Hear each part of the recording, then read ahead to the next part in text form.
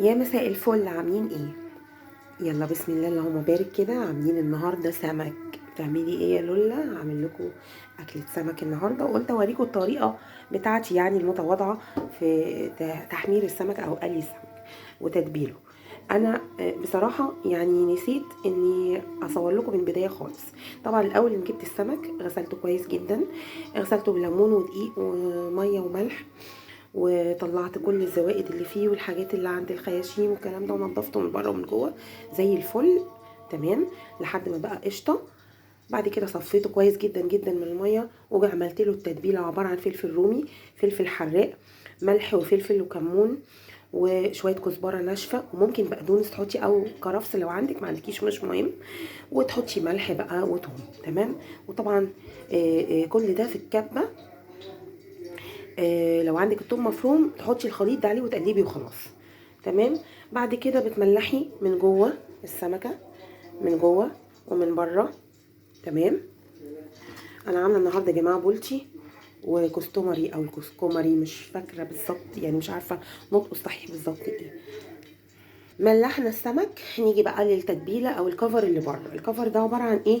عباره عن دقيق، دقيق وعليه شويه كركم، انا مقلباهم على فكره، وملح، شويه ملح، لان هنا في التتبيله ملح والثوم، فمش هنكتر ملح في الدقيق.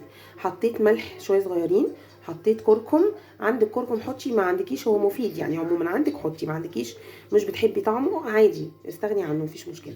بتقلبي الكلام ده كله، ممكن شويه كزبره وفلفل اسود برده على الدقيق، وتقلبي كويس جدا جدا. وبعد كده بتحطي السمك في الدقيق، تبهريه او تتبليه وتكفريه كويس قوي من بره. وانا بحط شويه دقيق جوه السمكيه في بطنها من جوه، عشان تديها قوام حلو. لو هتعملي صياديه او حاجه تسقطيه في الصلصه بتاعت الصياديه، بتدي قوام حلو قوي، اللي هو كفر الدقيق من جوه ومن بره ده. تمام. وانا هعمل صياديه النهارده واوريكم برده طريقه تاني، استنوا معايا. هنا الزيت اهو حاطاه بيقدح على النار، وحاطه فيه فصين ليمون عشان اي ريحه في الزيت اي حاجه، ويبقى طعمه حلو السمك في القلي. احنا متعودين نعمل كده من زمان، ماما عودتني اعمل ده يعني. طبعا السمك عايز شويه رز حلوين مفلفلين كده اللي هو رز الصياديه بالبصل. انا بحط عليه بودره زعفران او كركم اللي عندك حطيه، عشان يزود ويعزز اللون شويه. انا محمره البصل كويس يعني، بس ايه، انا بحب اللون يبقى مصفر زياده. تمام. فبيبقى لذيذ قوي، بيبقى شكله حلو زي بتاع المطاعم كده بالظبط. غليت اهي، العقد غلي بتاع الرز هنسقطه عشان يلحق بس يستوي، على بال ما السمك يتحمر ما بياخدش وقت السمك. اهو يا طعمين سقطنا الرز، ادينا له تقليبه، طبعا ملحناه. كمون. رز صياديه وعايز كمون اكتر، ممكن فلفل اسود، ممكن لا عادي مش مشكله، وملح وخلاص. بمجرد ما يتشرب هنوطي عليه شمعه، نار شمعه. وبعد كده ايه، نتجه بقى ايه للسمك وتبهيره وتتبيلته او تبطينته بالدقيق، ونقليه. ادي السمك حبايبي نحطه في الدقيق كده. المفروض ان انا كنت حطيته من شويه، عشان لما بيقعد شويه الكفر ده بيطرى عليه، فلما بينزل على النار او على الزيت بيدي طبق مرمشه حلو قوي. بس النهارده دلوقتي مفيش وقت، لكن ورايا الورد بتاع الجمعه وكام حاجه كده، فانشغلت شويه فما عرفتش اعمله من بدري. فمش مشكله، وليلي قربت تيجي من الدرس، فعايزين بقى ايه ان هو تيجي يعني تلاقي الاكل جاهز. اهو حطينا السمكيه اهو، وننزلها في النار بالشكل ده. هحط السمكه التانية اهو في الدقيق، وشويه دقيق جوه، مش بخليهم جوه، انا بنفضهم في الاخر كده اهو، بس تدي ايه كفر بسيط كده جوه، وتحافظ على ايه التتبيله جوه ما تنزلش في الزيت. تمام. وننفض كويس، خلي بالكم من النقطه دي، نفضوا كويس، نفضوا كويس السمكه من الدقيق، عشان الدقيق ده كله ما ينزلش في الزيت ويبوظه. ادي السمكه التانية، السمكه التالتة. تمام. بسم الله ما شاء الله تبارك الرحمن. وادي اهو السمكه الرابعه، السمك جميل ما شاء الله وطازه، بسم الله تبارك الرحمن، جميل ما شاء الله. يعني فهنا والشفا على قلوبكم اللي يعمل سمك النهارده، ينزل معدته كده ويسري ويمري بالشفا والهنا والسعاده يا رب. وكل ام تعمل لولادها حاجه حلوه يا رب يطرح في ايديها البركه، وتبقى زي العسل كده من ايديها، وكل اللي في البيت ينبسطوا ويدعوا لها بالصحة والسعادة وبركة في العمر يا رب والصحة، اللهم امين. نتبل بقى الكستمري ده. تمام، برضو نفس الطريقة كده. ثواني. تمام يا حبايبي كده اهو. بصوا احنا نتبل كله ونخليه بقى كده ايه جاهز بالدقيق بتاعه، بحيث اللي يطلع الصينيه، اقصد الطاسه اللي تطلعيها والكميه اللي تطلعيها تحمريها وتخلصيها تبقى دي جاهزه ومتبله بالدقيق. تنزلي في الدقيق على طول. تمام.